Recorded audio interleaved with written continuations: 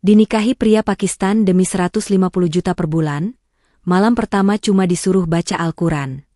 Pernah nggak sih, kamu merasa jadi perempuan paling berdosa hanya karena berusaha menyelamatkan keluargamu?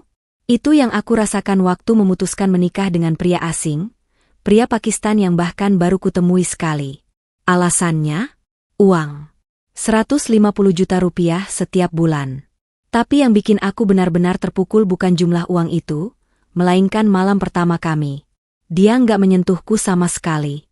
Dia cuma minta aku baca Al-Quran. Saat itu, aku nggak tahu harus lega, malu, atau justru merasa hancur. Tapi dari situlah, hidupku berubah total. Namaku Dini. Aku anak kedua dari 3 bersaudara, lahir di Pekalongan dari keluarga sederhana. Ayah dulunya punya toko sembako, dan ibu mengurus rumah serta kadang bantu jualan. Hidup kami baik-baik saja, sampai semuanya berubah dalam sekejap.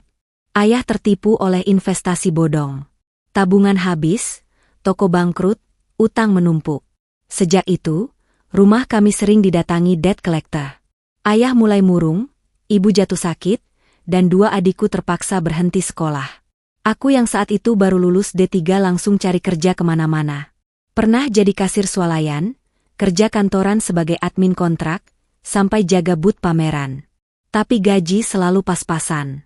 Tiap bulan cuma cukup untuk makan, bukan untuk lunasi utang. Kami bahkan pernah hidup sebulan hanya makan nasi dan telur dadar. Satu hari, aku pulang kerja dan mendapati ibu pingsan di dapur. Kata dokter, lambungnya luka karena telat makan terus. Malam itu, aku nangis sejadi-jadinya di kamar. Aku merasa gagal jadi anak. Tepat di tengah keputusasaan itu, muncul pesan dari Ana, teman lamaku saat kerja hotel. Kami jarang kontak, jadi aku kaget. Ia bilang dengar kabar soal kondisi keluargaku. Din, ini mungkin aneh. Tapi aku tahu seseorang. Bos tempat aku kerja di Dubai punya kakak, tinggal di Pakistan. Duda, kaya, taat agama, dan sedang cari istri. Tapi bukan istri biasa. Dia butuh pendamping lewat kontrak sah. Bukan hubungan penuh cinta, tapi lebih ke kebutuhan. Gajinya 150 juta rupiah per bulan. Waktu baca itu, aku diam. Tubuhku menggigil. Nikah demi uang? Rasa marah, malu, dan bimbang berkecamuk dalam dada. Tapi pikiranku kembali ke wajah ibu yang pucat di ranjang rumah sakit, ke adikku yang gagal ujian karena tak bisa bayar sekolah. Aku nggak jawab Ana malam itu. Tapi aku nggak tidur juga. Paginya aku sholat subuh dengan wajah basah. Dalam sujud yang lama, aku berkata, "Ya Allah, aku nggak tahu harus apa. Tapi aku cuma ingin keluargaku selamat. Bukan karena uang, tapi karena mereka tak punya siapa-siapa lagi." Sore harinya aku telepon Ana. Sambil gemetar, aku bilang, "Aku terima.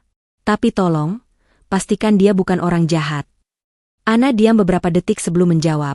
"Dini, dia mungkin bukan cinta pertamamu, tapi dia bisa jadi penyelamat hidupmu." Dan begitulah, keputusan itu aku ambil.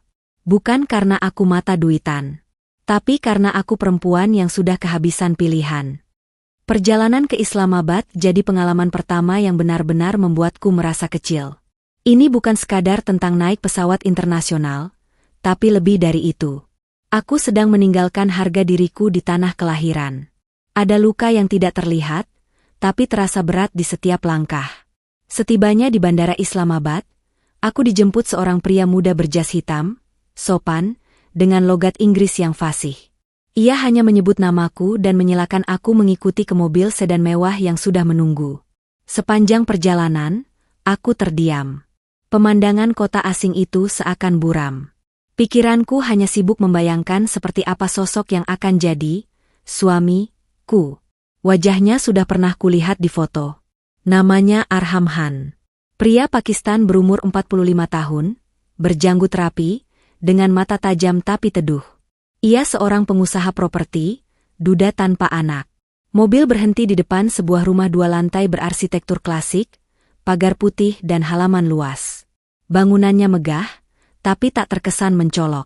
Bahkan terasa sepi. Disitulah, pertama kalinya aku bertemu langsung dengan Arham. Ia keluar dari ruang tengah mengenakan jubah panjang dan kopiah putih. Tidak ada senyum lebar atau ucapan selamat datang yang hangat. Hanya sapaan sederhana, "Welcome, Dini." Suaranya berat dan tenang. Tatapannya lurus, tapi tak mengintimidasi. Jujur, aku justru bingung. Aku pikir dia akan langsung memulai percakapan soal pernikahan, aturan rumah, atau bahkan batasan-batasan kontrak. Tapi tidak. Ia hanya menyuruh salah satu pembantunya mengantarku ke kamar. "Istirahatlah dulu. Kita makan malam nanti," katanya singkat.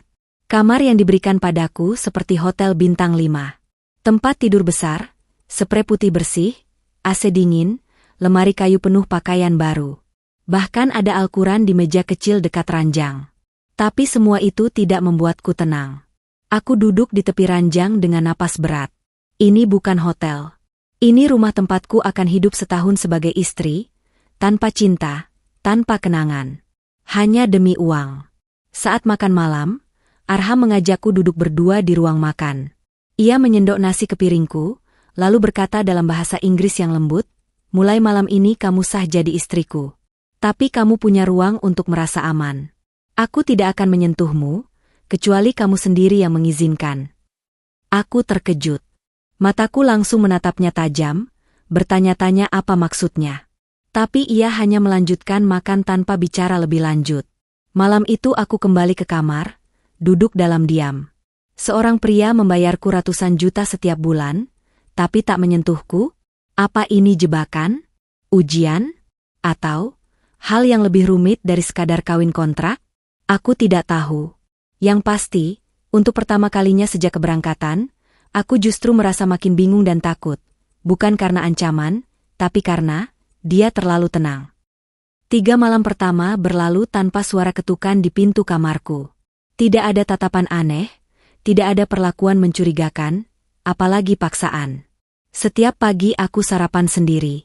Kadang Arham bergabung, tapi hanya untuk bertanya ringan, "Tidurmu nyenyak?" Atau, "Apa kamu butuh sesuatu?" Tapi malam keempat berbeda. Hujan turun pelan, menyentuh atap rumah besar itu. Aku duduk di kursi dekat jendela, memandangi tetesan air di balik kaca. Rasanya seperti memandang diriku sendiri, tenang di luar, tapi kalut di dalam. Lalu, 3 ketukan pelan terdengar di pintu kamarku. Deh! Jantungku seakan berhenti. Nafasku menahan. Tanganku refleks meremas selimut. Apakah malam ini tiba juga? Apakah dia akhirnya akan menuntut yang menjadi haknya sebagai suami? Aku berjalan pelan menuju pintu. Membukanya setengah. Di luar berdiri Arham, masih mengenakan jubah putih dan sorban kecil di kepala. Tapi wajahnya bukan wajah penuh hasrat, melainkan rindu. "Bolehkah aku duduk sebentar?" tanyanya pelan. Aku mengangguk, tanpa suara. Ia masuk dan duduk di lantai. Tidak di tempat tidurku. Ia membuka tas kecil dari balik jubahnya. Mengeluarkan mushaf Al-Quran kecil bersampul hijau tua yang tampak usang. "Aku tahu ini mungkin bukan yang kamu bayangkan. Tapi malam ini, aku rindu suara bacaan Al-Quran. Terakhir kali aku mendengarnya adalah dari ibuku, di malam sebelum beliau wafat," katanya lirih. Aku diam. Tanganku gemetar. "Aku tahu kamu perempuan yang baik, Dini. Aku tidak ingin menyentuhmu malam ini. Aku hanya ingin mendengar bacaan Al-Quran, kalau kamu bersedia." Aku duduk bersila. Bibirku keluh. Tapi tangan Arham menyodorkan mushaf itu perlahan. Dengan suara bergetar, aku mulai membaca surat Yasin. Lambat, penuh keraguan. Tapi ayat demi ayat mengalir dari bibirku seperti air yang menenangkan luka. Di tengah bacaan, aku mendengar isakan pelan dari hadapanku. Aku mengangkat wajah. Arham menunduk, menutupi wajahnya dengan tangan. Bahunya bergetar pelan. Aku tak tahu harus apa. Tapi tiba-tiba, aku pun ikut menangis. Bukan karena sedih, tapi karena ada sesuatu yang dalam, menyentuh jiwa, yang belum pernah kurasakan sebelumnya. Kami tidak bicara apa-apa setelah itu. Ia hanya berdiri, membungkuk hormat, dan berkata dalam bahasa Arab, "Jazakillahu khairan." Lalu keluar dari kamarku. Aku menangis sendirian di kasur malam itu. Bukan karena takut, Bukan karena dilecehkan. Tapi karena untuk pertama kalinya, seorang pria tidak melihatku sebagai tubuh, tapi sebagai jiwa. Dan malam pertama kami, hanya diisi dengan ayat-ayat suci. Tak ada pelukan. Tak ada desahan. Hanya lantunan ayat, dan dua hati yang saling terluka, tapi saling tenang dalam sunyi. Setelah malam itu, segalanya berubah. Bukan dari luar, tapi dari dalam hatiku sendiri. Aku mulai melihat Arham bukan lagi sebagai laki-laki penyewa, bukan juga hanya sebagai penolong keluargaku, tapi sebagai seseorang yang entah kenapa, membuatku merasa damai. Keesokan paginya, aku keluar kamar dengan hati yang masih sesak oleh kejadian malam sebelumnya. Tapi Arham bersikap seperti biasa. Duduk di meja makan, membaca koran sambil menyeruput teh. Saat aku duduk, dia hanya berkata, "Terima kasih untuk tadi malam. Bacaanmu sangat menenangkan." Aku menjawab dengan anggukan kecil dan senyum canggung. Sejak itu, setiap malam aku diminta membaca satu surat pendek, kadang Al-Mulk, kadang Ar-Rahman. Dan setiap selesai, dia hanya berkata, "Terima kasih," lalu pergi ke kamarnya sendiri. Hari-hari kami sederhana. Tak ada sentuhan, tak ada paksaan. Tapi justru itu yang membuatku mulai nyaman. Ia memberiku ruang untuk menjadi diriku sendiri. Ia bertanya tentang hal-hal kecil, makanan favoritku, kenangan masa kecilku, atau mimpi yang tak pernah sempat ku kejar. Suatu malam, aku tanya padanya, "Kenapa kamu menikahiku dengan sistem seperti ini? Kenapa nggak cari perempuan Pakistan saja?" Dia diam sebentar, lalu menjawab, "Karena aku ingin seseorang yang datang bukan karena perjodohan, tapi karena pilihan. Dan kamu terlihat seperti seseorang yang sedang bertarung demi keluarganya. Itu membuatku menghormatimu." Jawaban itu menohokku. Karena sebenarnya, aku sendiri belum sepenuhnya menghargai diriku. Aku masih menyimpan rasa bersalah. Masih merasa aku telah menjual diri demi uang. Tapi sikap Arham perlahan mengikis itu semua. Ia bukan menyembuhkan lukaku, tapi dia tidak memperparahnya. Ia membiarkanku tumbuh, pulih, dengan ritme yang aku tentukan sendiri. Aku mulai rajin menulis di buku harian. Setiap malam aku catat apa yang aku syukuri hari itu. Mulai dari udara yang sejuk, makanan yang enak, atau obrolan ringan di taman rumah. Perasaan yang tumbuh di hatiku bukan cinta penuh gejolak. Bukan deg-degan seperti remaja baru jatuh hati. Tapi semacam kedamaian, semacam ketenangan yang membuatku tidak takut menjalani hari. Aku bahkan mulai takut pada satu hal, bahwa semua ini hanya sementara. Bahwa setelah kontrak selesai, aku harus kembali. Meninggalkan rumah ini, meninggalkan dia, dan itulah yang mulai mengusik tidurku. Aku mulai bertanya pada diri sendiri. Jika uang bukan lagi alasannya, apakah aku masih ingin tetap di sini? Tepat di bulan kelima aku tinggal di rumah Arham, semuanya mencapai titik yang tidak pernah aku sangka akan terjadi. Hari itu, udara Islamabad sedang cerah. Kami duduk di taman belakang, di bawah pohon bougainville yang sedang mekar. Meja kecil di depan kami berisi teh mint dan sepiring kurma manis. Aku sedang bercerita tentang kebiasaanku waktu kecil tidur di lantai, karena rebutan kasur dengan adik-adik. Arham tertawa pelan. "Rasanya hangat, ya, mendengar ceritamu," katanya. "Rumah ini jadi punya suara lagi." Aku hanya tersenyum. Tapi di dalam hati, aku mulai sadar, rumah ini memang tak lagi sunyi. Dan bukan cuma dia yang merasakannya. Aku pun mulai merasa rumah ini seperti milikku juga. Setelah jeda beberapa menit, ia mendadak menatapku dalam-dalam. Wajahnya serius tapi lembut. Suaranya pelan, nyaris berbisik. "Dini, aku ingin bicara sesuatu." Aku mengangguk. Jantungku mulai berdegup tidak karuan. Kita menikah karena kontrak. Aku sadar itu. Tapi, aku juga sadar, rasa tidak bisa dikendalikan dengan perjanjian. Aku menunduk. Nafasku menahan. "Selama 5 bulan ini, kamu tidak pernah meminta apapun. Tidak menuntut. Tapi justru itu yang membuatku ingin memberi lebih. Aku tidak tahu apakah kamu juga merasakan yang sama, tapi aku ingin tahu, jika kontrak ini selesai, apakah kamu bersedia tetap di sini? Sebagai istri, sungguhan." Dunia seakan berhenti berputar. Aku tak tahu harus jawab apa. Ingin rasanya mengiyakan saat itu juga. Tapi aku sadar, perasaan bukan satu-satunya yang harus dipertimbangkan. Aku berdiri pelan, menatap bunga-bunga yang berguguran di terpa angin. Lalu berkata dengan suara pelan tapi tegas. Arham, aku juga tidak menyangka bisa merasa seaman ini bersamamu. Tapi izinkan aku memikirkan bukan cuma soal perasaanku, tapi juga tentang keluargaku yang menungguku di rumah. Aku datang ke sini karena terpaksa. Kalau aku memilih untuk tetap tinggal, aku ingin itu datang dari keikhlasan. Dia hanya tersenyum. Senyum yang tidak memaksa, tapi memberi ruang. Kamu boleh pulang. Kapanpun kamu mau.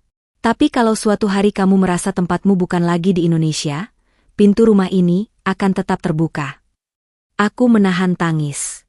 Bukan karena sedih, tapi karena diberi pilihan di saat aku terbiasa hidup dalam keterpaksaan.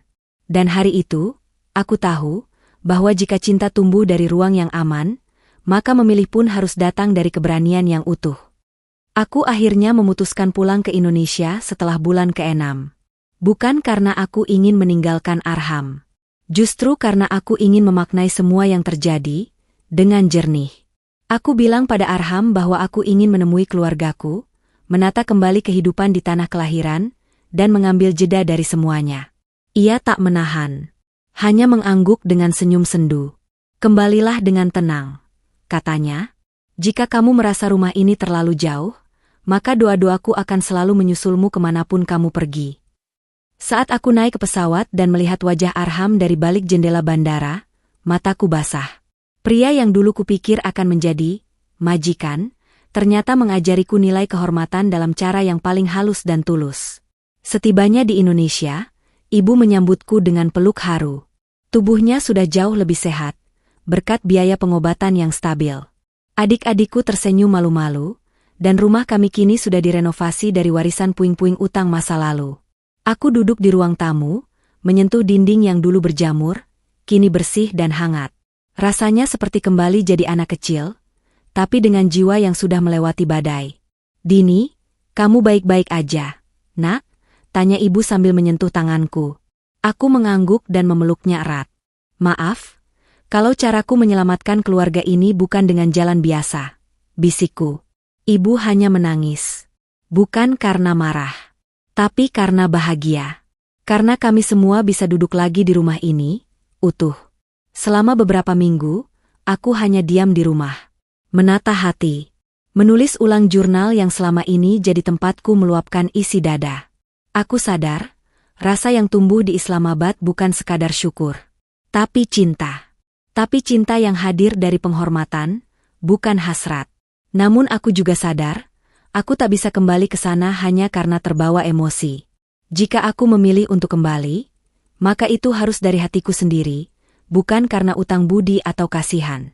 Arham mengirimiku pesan setiap pekan.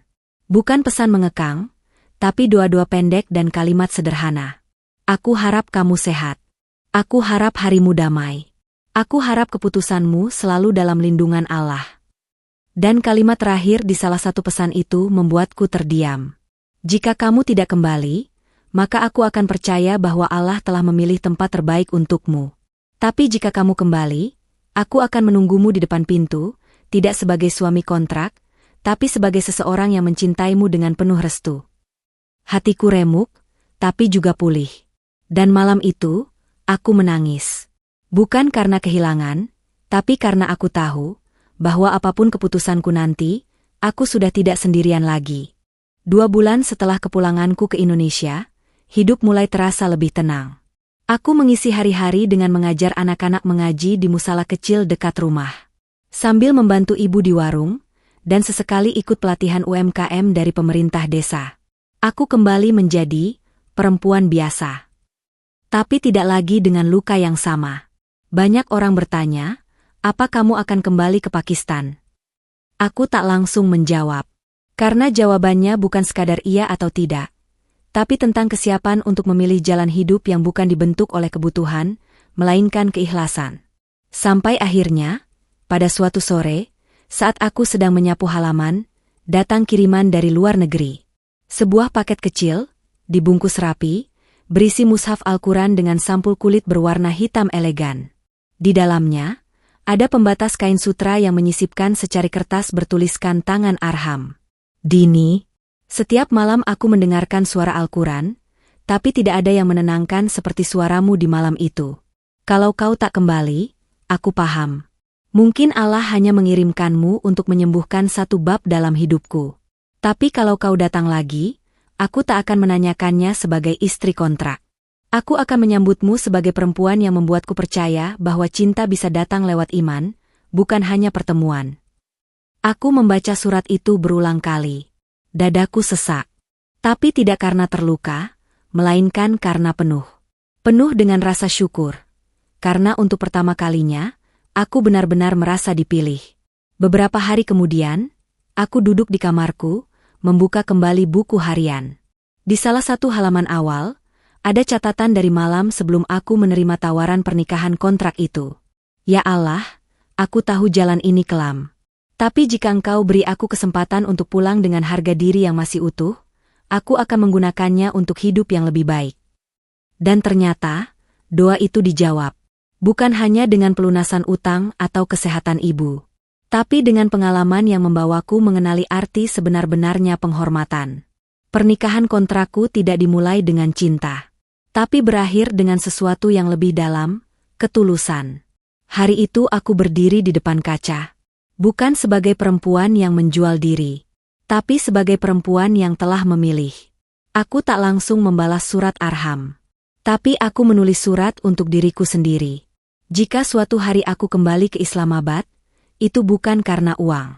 Tapi karena aku tahu, aku ingin menghabiskan hidupku dengan pria yang pertama kali mengajakku, bukan ke pelukan, tapi ke ayat-ayat Tuhan. Dan itulah akhir dari kisahku. Atau mungkin, awal dari bab yang baru.